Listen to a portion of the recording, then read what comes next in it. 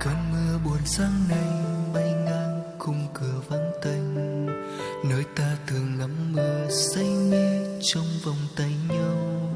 Em thường nói nếu anh là cơn mưa phùn kia, em xin làm giọt sương tan theo cơn mưa tình anh. Sao bây giờ mỗi anh bên mưa mai ngồi thở than, em như giọt sương mai theo mây gió mưa về đâu.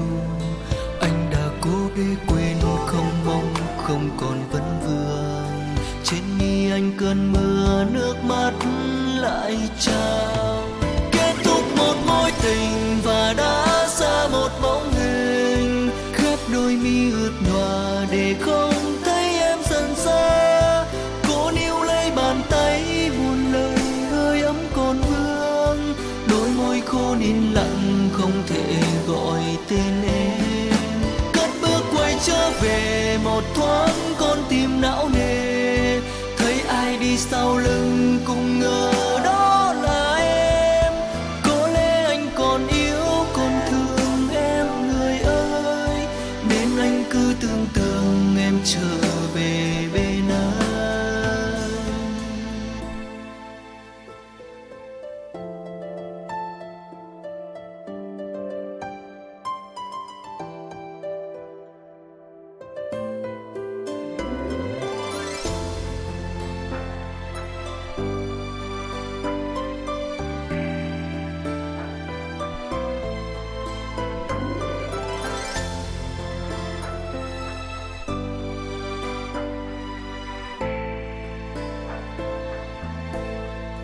Sao bây giờ mỗi anh bên mưa mai ngồi thở than, em như giọt sương mai theo mây gió mưa về đâu. Anh đã cố để quên không mong không còn vấn vương, trên mi anh cơn mưa nước mắt lại trao. Kết thúc một mối tình và đã xa một bóng hình, khép đôi mi ướt nhòa để không thấy em dần xa. Cố níu lấy bàn tay buồn lời hơi ấm còn vương, đôi môi khô nín lặng không thể gọi tên em. Cất bước quay trở về một thoáng con tim não nề, thấy ai đi sau lưng cũng ngờ đó là em.